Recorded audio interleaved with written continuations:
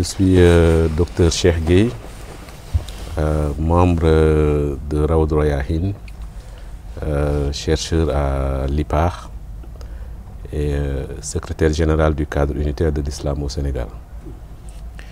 Oui, je suis le professeur Djibi Diakhaté, je suis maître de conférence à l'université Cheikh Anta Diop, je suis au département des psychologues conseillers, je suis le président du conseil scientifique de l'Institut africain de management, l'IAM, je suis membre du CNRA, le Conseil national de régulation de l'audiovisuel, et je suis chercheur associé au laboratoire des sciences humaines et sociales de l'université d'Evry à Paris. Oui, je crois que Cheikh et moi, nous partageons beaucoup de choses. D'abord, la naissance. Nous partageons la même année de naissance, nous partageons le même mois de naissance. En réalité, Cheikh n'est pas un Cheikh, il est un jumeau. Et je crois que ce jumelage a créé aussi une sorte de convergence de vues autour d'un certain nombre de problématiques autour desquelles nous discutons de temps en temps. Et c'est parti de là, cette affinité, cette conjonction affective a créé aussi une conjonction intellectuelle et qui nous a orientés vers une réflexion sur ce que nous partageons. En réalité, en termes de foi, en termes d'appartenance confessionnelle, en termes de grands principes. Et donc, nous avons pensé, à part de ce moment-là, que ce serait bien de travailler ensemble autour de cette problématique. Bon, d'abord, cette gémellité dont il a parlé, elle est aussi importante dans la genèse, effectivement, de ce livre, puisqu'elle a suggéré une certaine complicité intellectuelle, une complicité par la foi. Et donc, il était important de l'exprimer par une publication. J'espère que ce sera la première, mais pas la dernière. Par rapport à l'explosion aujourd'hui qu'on connaît des publications des mourides en général, c'est effectivement quelque chose qu'on peut observer, qui rejoint l'écrit de Cheikh Ahmadou Bamba selon laquelle son miracle, ce sont ses écrits. Donc il est normal que sa confrérie, les intellectuels de sa confrérie se mettent à l'écriture. Il me semble que nous sommes dans une période de maturation de cette capacité à écrire sur la confrérie, sur Cheikh Ahmadou Bamba, sur ses enseignements, sur nous-mêmes, mais aussi en le mettant en rapport avec les questions de développement, les questions qui se posent dans le monde. Et je pense que c'est aussi le fait que dans la confrérie, il y a beaucoup de bouillonnement intellectuel et scientifique depuis une quinzaine d'années, avec donc la naissance de comités scientifiques dans presque toutes les cours et familles lignagères des confréries. C'est sans doute cela qu'on voit s'exprimer à travers désormais autant de publications. Oui, en fait, l'idée c'est de réfléchir, comme le titre l'indique, sur le rapport entre Dërëm et Ngërëm.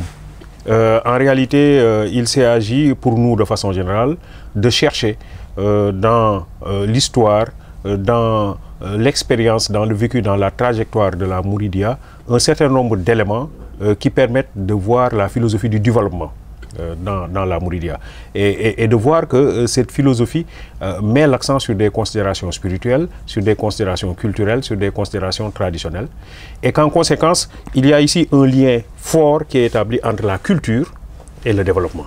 Donc la culture au sens large du terme, comme dit Serge Latouche, nous pouvons avoir une définition culturelle de la culture qui renvoie au folklore.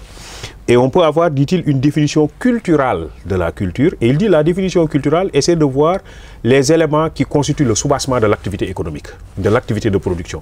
Et donc nous avons fouillé dans les écrits de Cheikh Ahmadou Bamba, mais aussi dans l'organisation de la confession mouride. Nous avons cherché et trouvé des éléments qui nous permettent de voir ce qui peut constituer la conception du développement dans la Mouridia, qui met l'accent sur le travail, qui met l'accent sur la production, qui met l'accent sur l'activité productive de façon générale, mais qui met l'accent aussi sur le bon comportement, qui met l'accent sur la bonne attitude, sur la bonne conduite en lien avec les enseignements de Cheikh Ahmadou Bamba, mais en lien de façon générale avec les exigences canoniques du Coran et la tradition du prophète Mohammed sallallahu alayhi wa sallam. Dërëm ak Ngërëm, c'est d'abord l'appellation du frère de Cheikh Ahmadou Bamba, Cheikh Anta Mbacké Borom Gawane. que les mourides affublés de borom, dërëm ak ngërëm. Il me semble que cela résume en fait la philosophie du développement telle que nous la concevons d'abord en Afrique, un peu partout, mais aussi au Sénégal, dans l'islam et donc également dans la Mouridia.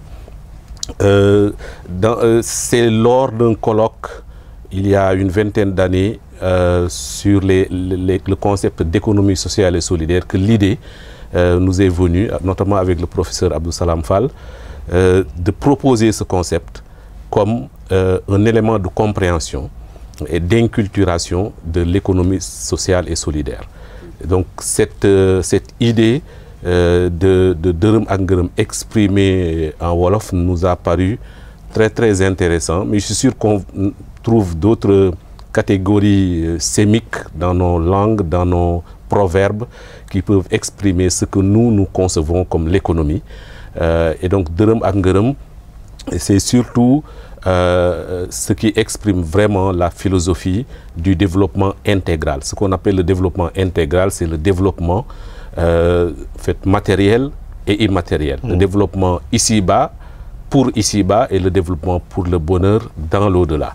Donc cette conception duale et complète, intégrale du développement nous a paru aujourd'hui très pertinent dans le cadre, ou en tout cas dans un contexte de panne conceptuelle du monde sur le sens de la vie sur Terre, le sens de l'existence, et aussi surtout sur comment conjuguer les dimensions à la fois économiques, culturelles, sociales, mais aussi spirituelles. C'est cela que exprime aussi cette appellation du livre. Merci.